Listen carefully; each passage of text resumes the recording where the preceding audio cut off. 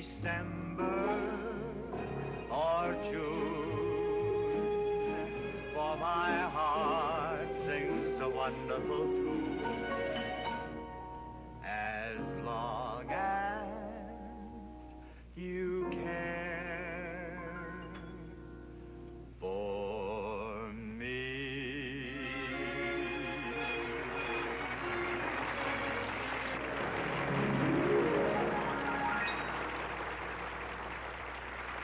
Thank you very much. Thank you, ladies and gentlemen. I'm very happy to be with all of you again. You know, I've been receiving some wonderful letters from you folks, and I'm very, very grateful to hear from you. And in fact, my show today is inspired by your letters. And, you know, it brings to mind before we were blessed with this television program, nobody ever wrote to me. It seemed like everybody in the family got mail but me. And there were times when I felt pretty sorry for myself. And I felt like sitting down and writing myself a letter.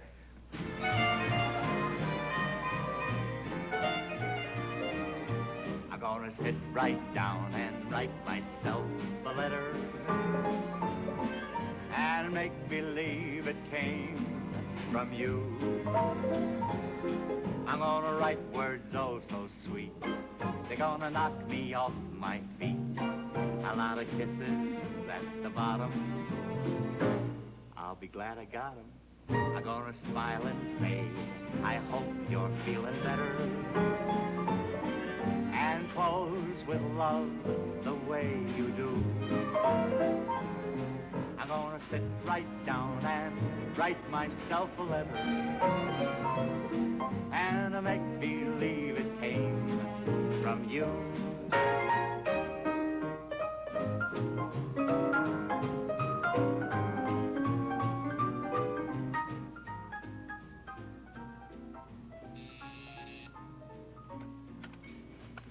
Hello, you got some mail for me? Let me see here. Yes, there's two for your brother George. Yeah? Here's two for Mama Liberace. Mama? One for your sister Angie. Sister And Angie. here's one for brother Rudy. Rudy. And here's one for Suzette.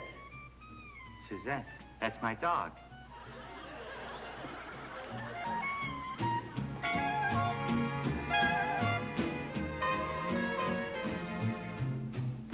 Nothing for me.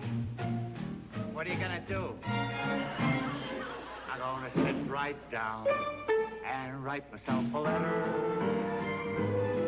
and make believe it came from you.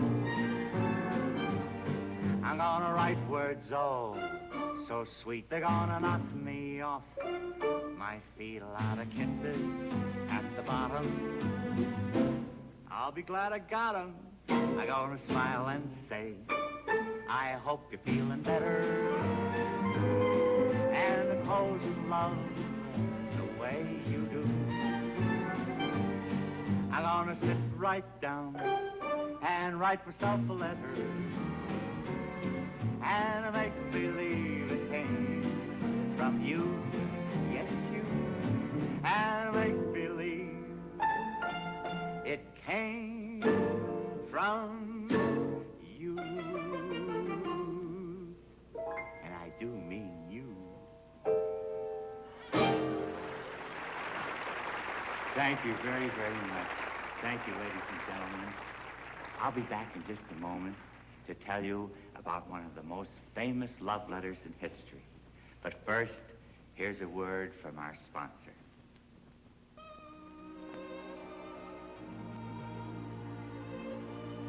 I'd like to tell you a story, ladies and gentlemen, that took place during the 19th century.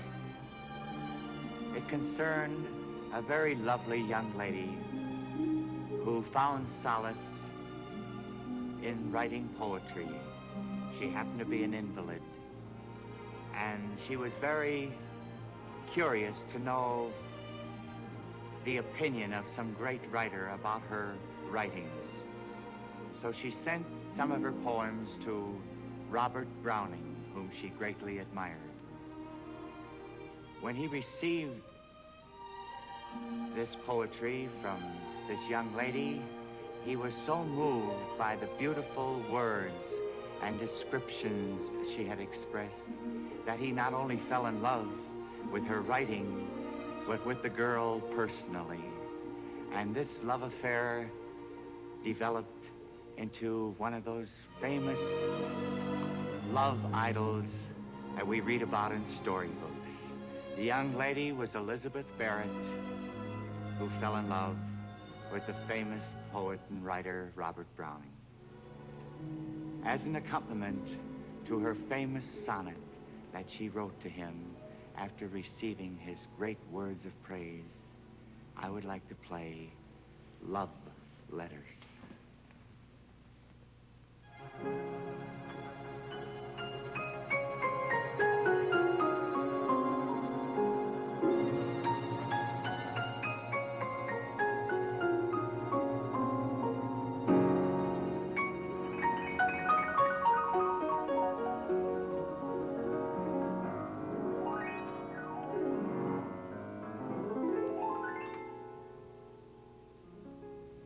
How do I love thee?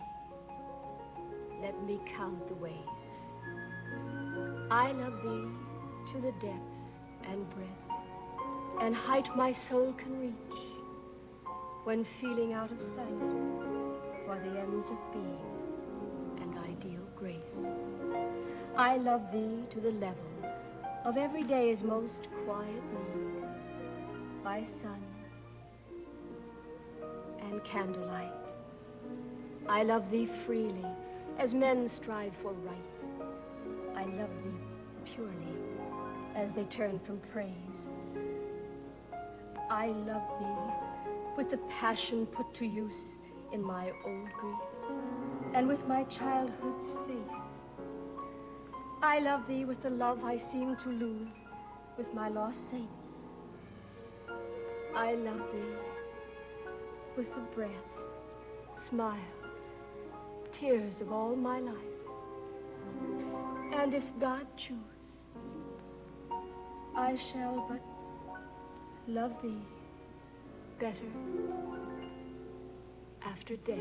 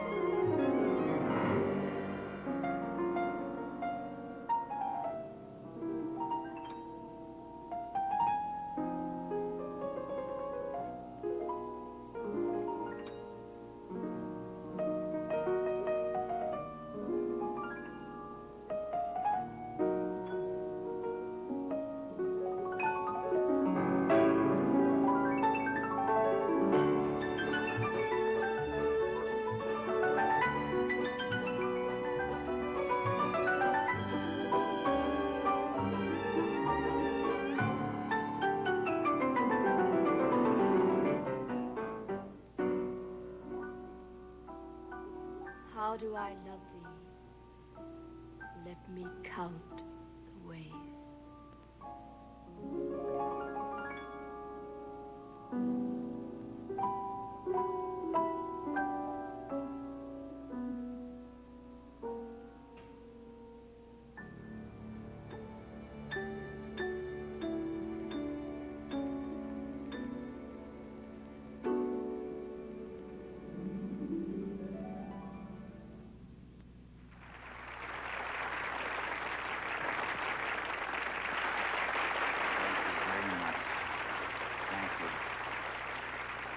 I'd like to share your very gracious applause with Miss Claudia Drake for her inspired reading of Elizabeth Barrett Browning's beautiful sonnet. Thank you once again. And now, ladies and gentlemen, here's a present-day situation that takes place quite frequently in American families, where the wife and the children go away for a short visit with perhaps the relatives, and the husband is left at home to look after the house. And the day after her departure, the husband gets a telegram from his wife.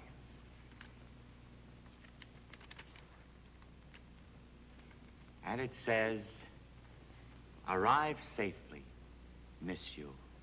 Please write.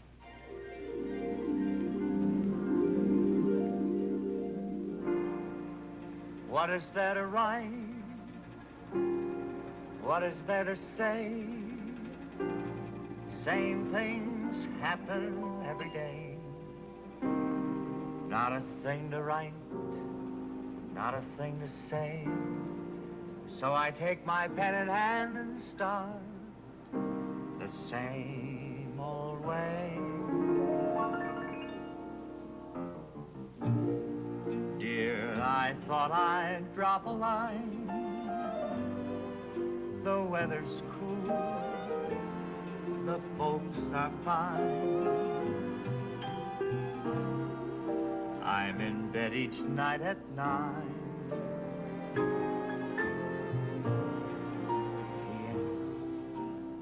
I love you.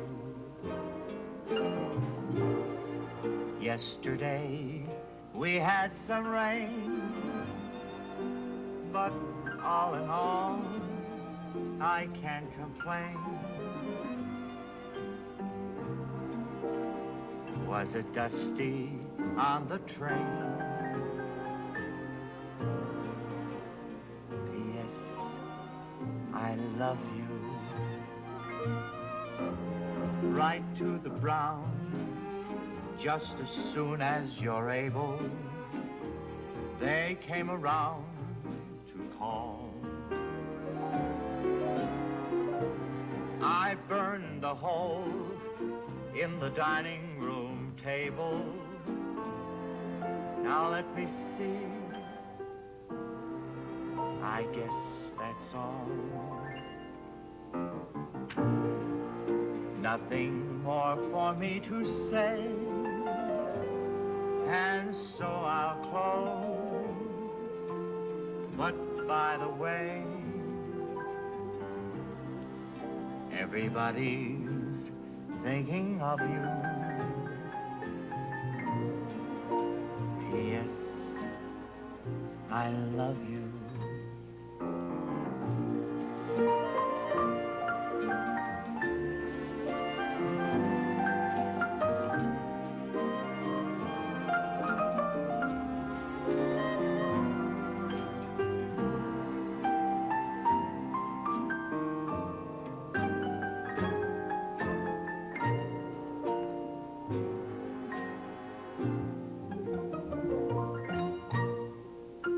Write to the Browns just as soon as you're able. They came around to call. I burned a hole in the dining room table. And let me see. I guess that's all. Nothing else for me to say. And so I'll close. But by the way, everybody's thinking of you. P.S. I love you.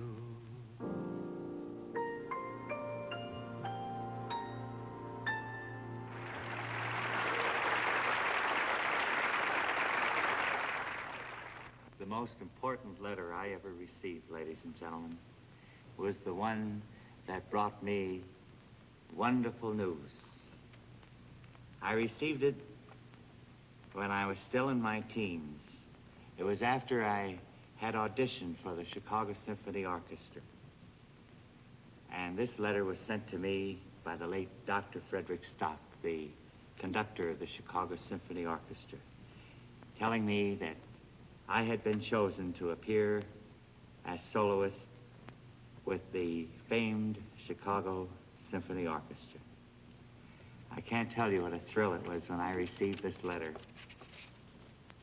And immediately I began making preparations for this great day that was coming. And finally it arrived, and it was a great and thrilling experience. It was the first time in my life I had ever played a solo accompanied by nearly 100 musicians, and having the great masterful direction of the great Dr. Stock. The number I played then was by Franz Liszt. It was a concerto for piano and symphony, and it was 67 pages long, and I played it all from memory. Of course, I can't play all of it for you now because it would take too long, but I would like to bring you a few of the highlights of that composition by Franz Liszt, the second concerto in A major.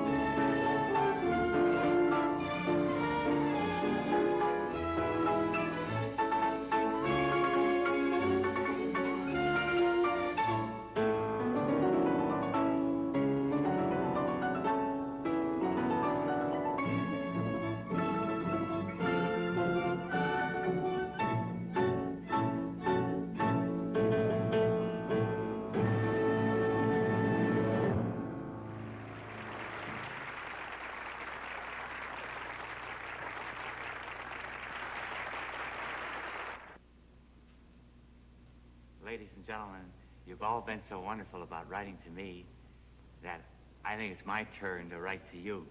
I wish I could write a letter to each one of you individually, but since time does not allow me that privilege, I'd like to take this means of writing a letter to you. If you'll excuse me now, I'm going over to my other keyboard and start writing this letter. George, have you got some letter writing music? Okay. minute, George.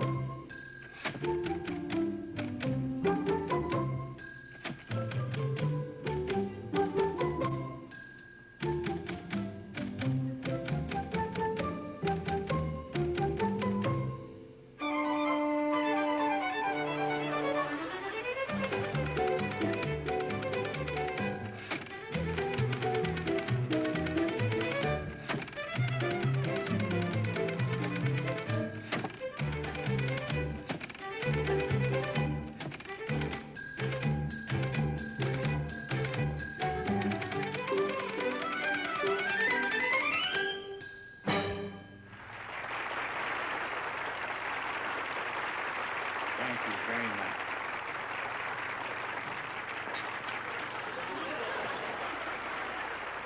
Thank you very much. Would you like to hear what I wrote to you? Okay. My dear friends, I'd like to take this opportunity to express my sincere appreciation for all the wonderful letters you have written to me and to the members of my family. It is your kind way of letting us know that you are watching and enjoying our television programs. That in itself makes all of us very happy. But besides that, you have taken a personal interest in our lives and in our careers. And for that, we are forever grateful. So until we meet again, this is Liberace saying, thanks a million, and God bless you all. I'll be looking at the moon, but I'll be seeing